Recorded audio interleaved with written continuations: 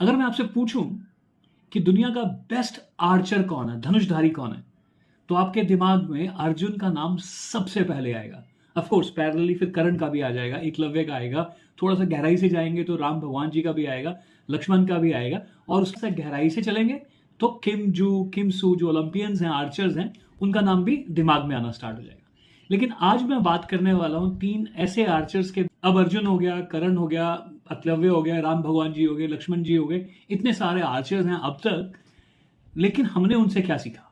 तो वही कुछ बातें मैं आपके साथ अभी शेयर करूंगा कि जस्ट इमेजिन कीजिए कि कौरव और पांडव, 100 कौरव और 5 पांडव, 105 स्टूडेंट्स, उस समय का हार्वर्ड समझ लीजिए, rather better than Harvard, Dronacharya का जो गुरुकुल था, वहां पर गए तो सबका एप्टीट्यूड टेस्ट हुआ, सबके एटीट्यूड की चेकिंग हुई, और धीरे धीरे धीरे धीरे यू हैव टू इमेजिन कि द्रोणाचार्य जी ने और उनकी पूरी टीम ने सब बच्चों को ठीक से एनालाइज किया और उनकी काबिलियत, उनके शौक, उनकी अप्रोच, उनके एप्टीट्यूड के बेसिस पे उनको असाइन किया कि कौन बच्चा क्या सीखेगा। और ये एक बहुत ही सही, बेहतरीन अप्रोच है जो उस जमाने में लागू होती थी, अब नहीं होती है। तो आपको इमेजिन करना होगा कि 105 बच्चे वहां पे खड़े हैं, all the students, all the disciples of गुरु द्रोणाचार्य। और गुरु द्रोणाचार्य फॉर एग्जाम्पल उन्होंने बोला कि भाई भीम और दुर्योधन इधर आओ, तुम लोगों को गदा चलानी सीखनी होगी, तुम्हारी बिल्ट जो है वो बहुत बढ़िया है। Yes sir.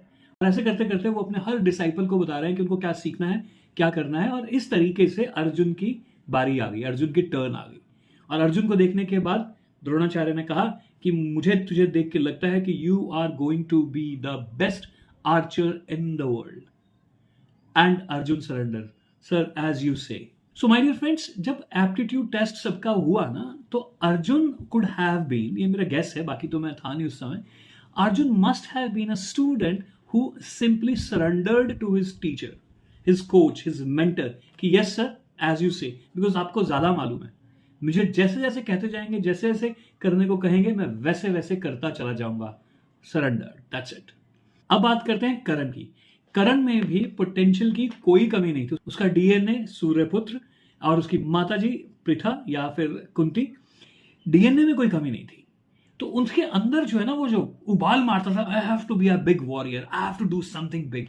और उसके लिए उसने क्या किया? उसने सब कुछ किया, साम दाम दंड भेद सब कुछ किया। उसने परशुराम तक जी को झूठ बोल दिया। परशुराम जी की रेपुटेशन आप लोग जानते हैं, गुस्सा आ जाए तो सब कुछ साफ। कर्ण ने परशुराम जी को भी झूठ बोल दिया कि सर मैं ब्राह्मण हूं, आप मुझे सिखा दो। And rest of the story you know. अगर नहीं मालूम है तो कभी ना कभी मेरे किसी और वीडियो में आ जाएगी।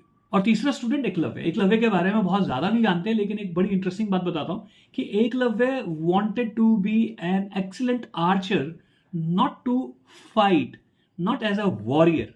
उसकी एक मजबूरी थी। क्या मजबूरी थी? इसको समझना बड़ा जरूरी है। ये जो मजबूरी है ये समझनी बड़ी जरूरी है। जस्ट इमेजिन कीजिए, ही वॉज अ हंटर। वो जानवरों को मारना का काम करता था, बेसिकली जंगल में हंटिंग करता था मीट के लिए, खाने के लिए।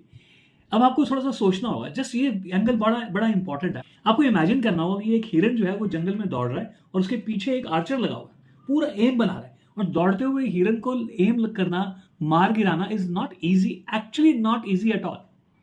Correct? Now imagine this scene, हिरन दौड़ रहा है और भागे आगे चला हुआ है, और पीछे आर्चर भी दौड़ रहा है और एम भी कर रहा है। It's very tough to run, aim and shoot and kill, impossible.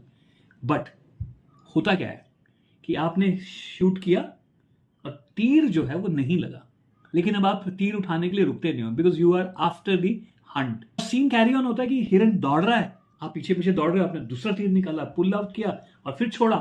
Waste. 2 बार, 3 बार, 10 बार, 1 बार, 5 बार, 9 बार, कुछ भी हो सकता है। 2 बार में हिट हो गया, 1 बार में हिट हो गया, बट जो तीर है वो जंगल में कहां गया किसी को मालूम नहीं। Now it's a wastage of the resources. आज की तरह नहीं है, अमेजन पे एक बॉक्स ऑफ एरोज ऑर्डर किया, एकलव्य के जंगल में डिलीवर हो गया और उसने कर दिया। एक एक तीर को बनाने के लिए साल लगते थे। एक तीर को बनाने के लिए, ये नहीं कि एक तीर को बनाने के लिए साल लगते थे, तीरों का पूरा एक प्रोसेस होता था। प्रोसेस कैसा कि कौन सी लकड़ी है, कौन से मौसम में सूखेगी, कैसे उसको सीधा करना है, कैसे उसको धनुष के साथ अलाइन करना है। It was a big science in those days. And just imagine, wasting an arrow is wasting a missile in those days. तो अब एकलव्य को क्या लगता था? एकलव्य को लगता था यार, अगर मेरा निशाना अचूक हो जाए, अगर मेरा निशाना अचूक हो जाए, that means single arrow, single shot, Hunt done. कितने रिसोर्सेज बच जाएंगे. And that was the prime reason he wanted to be an excellent archer, not a warrior. And उसने क्या किया, उसको मालूम था वो भील है, right. For example SC ST है, उसको हार्वर्ड में एडमिशन नहीं मिलेगी. बट हार्वर्ड में किसको एडमिशन मिलती है? उन लोगों को एडमिशन मिलती है जहां पे राजकुमार पूरी अपनी पढ़ाई कर रहे हैं, अस्त्र शस्त्र विद्या सीख रहे हैं, और वहां पर स्टाफ की जरूरत है. और एकलव्य ने क्या किया, एकलव्य स्टाफ बनकर घुसा वहां पे. सारे कौरव पांडव प्रैक्टिस करते थे, उसके बाद वो अपना धनुष वहीं छोड़ देते थे, अपना गदा वहीं छोड़ देते थे, बाकी और सामान और तलवारें वगैरह वहीं छोड़ देते थे. तो एकलव्य का काम होता था, और बाकी लोगों का भी एकलव्य का काम होता था कि उन सब चीजों को ठीक से वापस रखा जाए, फिर उस जगह को रीऑर्गेनाइज करके बेटर करके छोड़ा जाए for tomorrow, for the next day. And my dear friends, एक बार क्या हुआ, एकलव्य ने एक धनुष को उठाया और उसको देख रहा था, आगे पीछे करके तीर को देख रहा था. And he was very young at that time. और इतनी देर में दुर्योधन आ गया, और दुर्योधन ने उसकी कंप्लेंट द्रोणाचार्य जी को की, और द्रोणाचार्य जी ने उसको डांटा कि you were not suppose to touch the धनुष, the arch, like the way you were doing it. कि तुम्हें सामान उठाकर ठीक से रखने को कहा था, प्रैक्टिस के लिए नहीं कहा था. You are not suppose to be doing this. You understand that, right? Now, he was sent out. He was rather thrown out. लेकिन एकलव्य के दिल में लगी हुई थी कि I want to become a best archer, not in competition, for a sure shot hunting.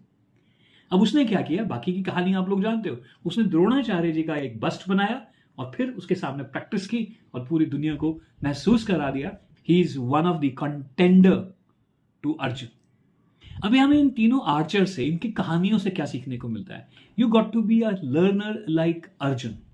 B in the right company of the right teachers, coaches और mentors, and then surrender. बोलो सर, अब आपने देखना है. आपने देख ली मेरी प्रतिभा, आपने देख लिया मैं क्या कर सकता हूं, आपको मालूम है मेरी हिडन पोटेंशियल क्या है. Now I am surrendering to you, और आप जो मुझे कहेंगे, जितना मुझे कहेंगे, उसमें कमी नहीं छोड़ने वाला मैं. करण से क्या सीखने को मिलता है? करण को मालूम था कि उसके अंदर पोटेंशियल बहुत है, काबिलियत बहुत है, लेकिन कोई एक्सप्लोर नहीं कर रहा है, कोई उसकी मदद नहीं कर रहा है टू बिकम बेटर. तो उसके लिए उसने झूठ बोला. इस झूठ बोलने से हम ये समझ सकते हैं कि उसने साम दाम दंड भेद सब कुछ किया टू बिकम द बेस्ट. उसने झूठ भी बोला. हाँ, मैं झूठ को प्रमोट नहीं कर रहा हूं, लेकिन कोई भी एरिया, अंग्रेजी में बोलते हैं ना कि don't leave any stone unturned. उसने कोई भी एरिया नहीं छोड़ा कि भाई मैं किस तरीके से बेस्ट बन सकता हूं.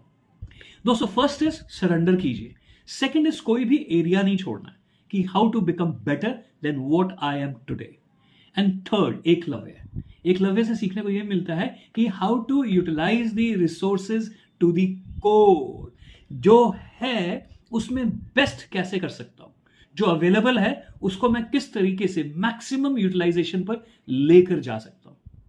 दोस्तों, आज की तारीख में हमें तीनों आर्चर से, तीनों स्टूडेंट से, तीनों लर्नर से मिलाकर अपने आप को एक लर्नर बनाना होगा, एक स्टूडेंट बनाना होगा. We have to surrender to somebody. We have to utilize all the साम दाम दंड भेद, nothing negative, but still no stone unturned. And third, we must utilize the available resources to the max, to the core. Be a good learner. Thank you so much. जय हिंद.